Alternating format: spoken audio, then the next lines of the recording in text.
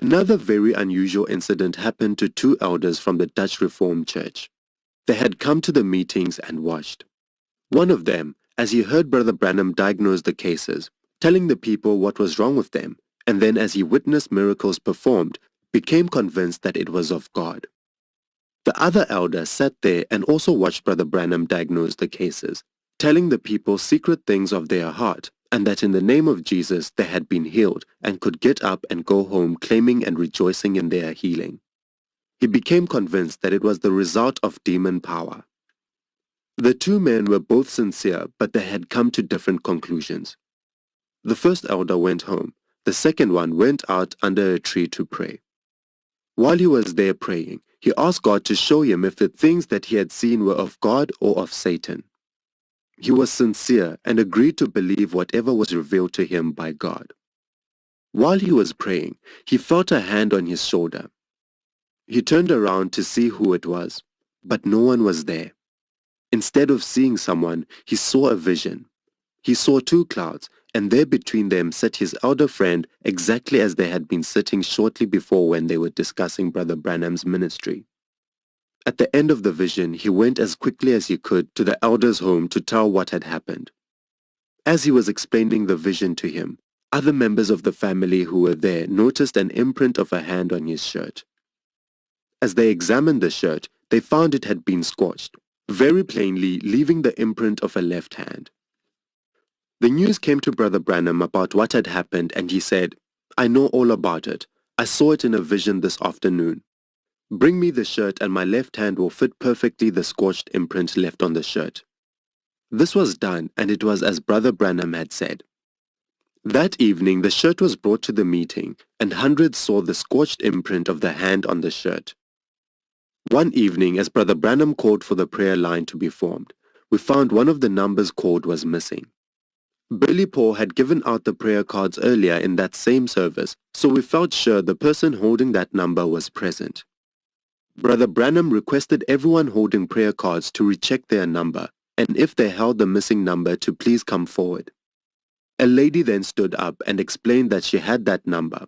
However, when she had first received the prayer card, she felt something go through her body.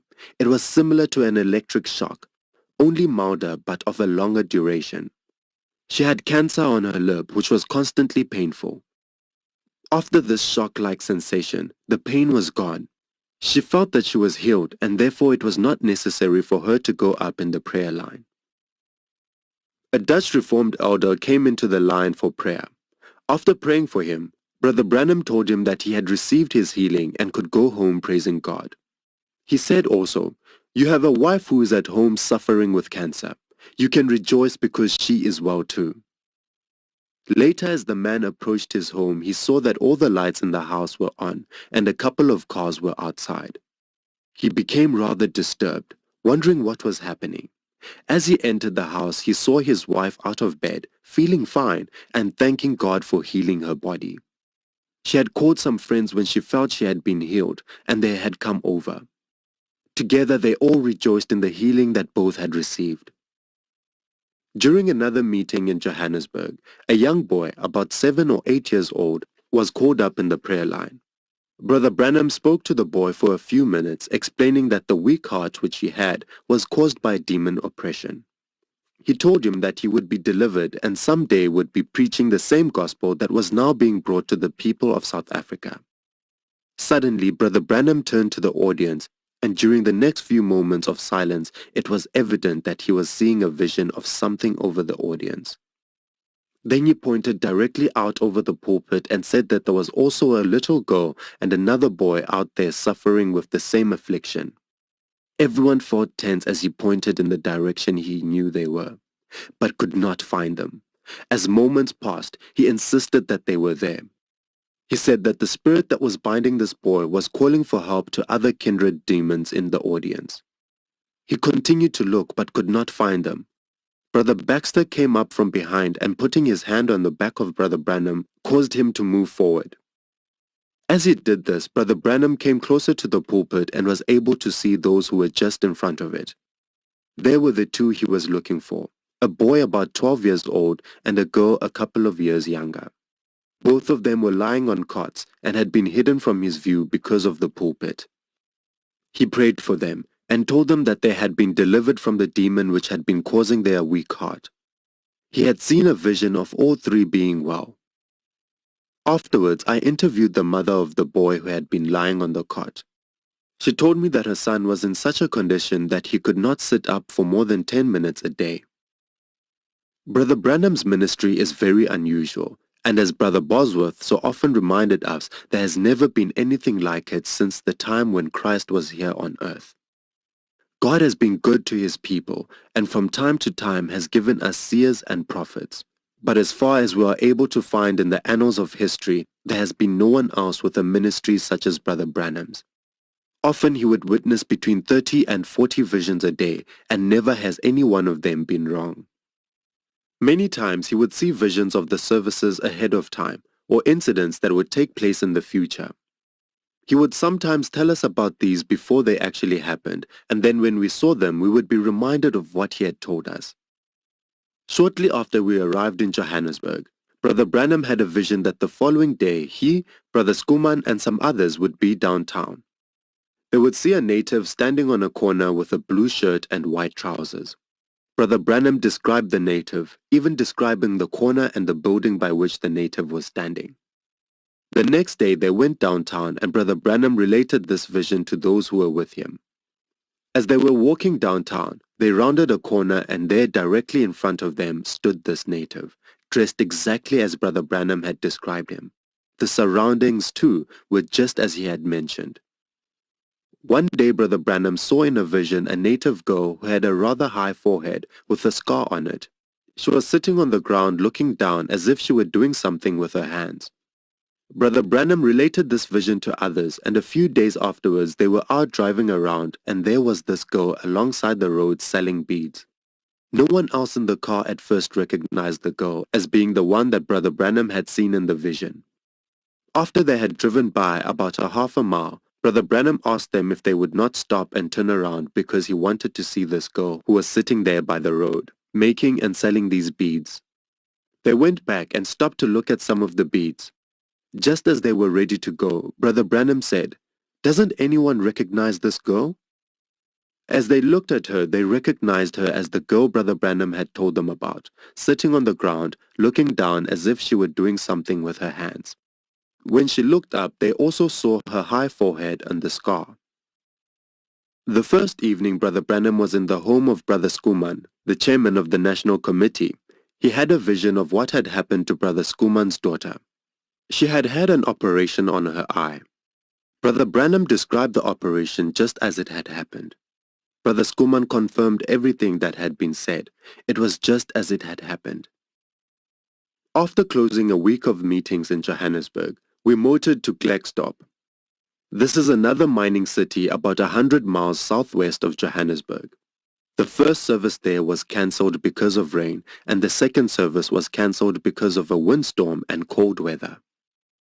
Sunday morning, God spoke to Brother Branham through a vision, assuring him that we would have favorable weather during the rest of the meetings in South Africa.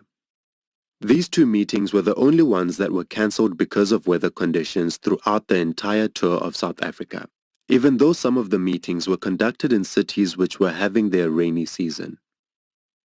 Sunday, October 14th, was a beautiful day. People drove in from hundreds of miles for the meetings.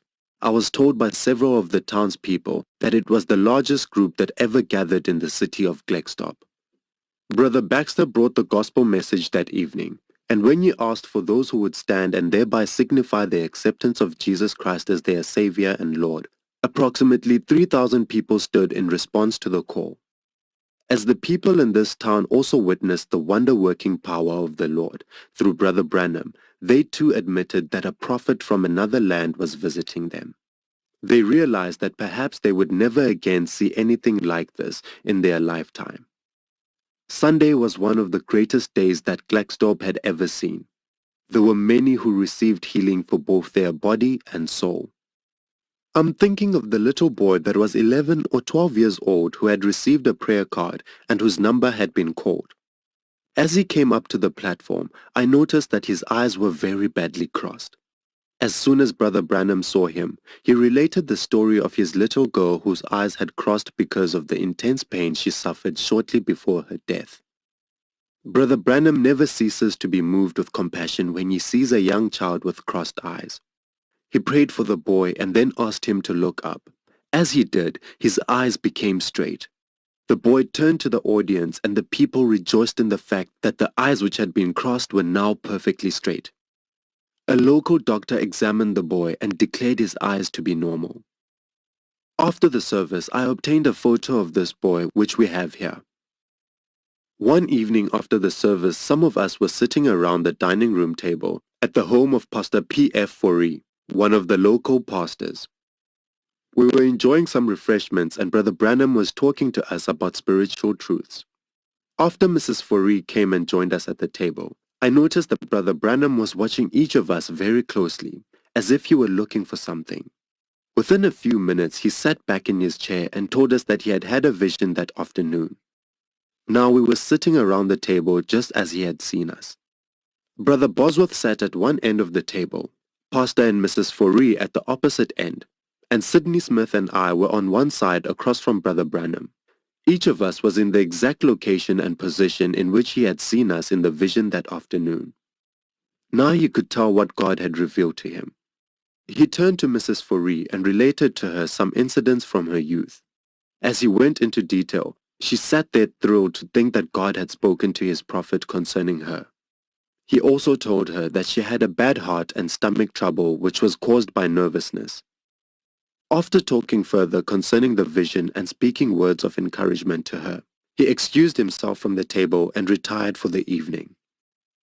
Our next stop was from October 17th through the 21st at Kimberley, the diamond capital of the world. The meetings there were scheduled for the town hall, but during the first evening service the building was packed and there were even more people on the outside than there were on the inside. The local committee realized something must be done in order to make provision for the thousands who wanted to attend the meetings. Through the fine cooperation of the mining industry, we obtained the use of the De Beers Stadium, which had seating accommodations for about 6,000 and is rated as one of the finest sports arenas in South Africa. Only eternity will reveal what was accomplished because of the added facilities.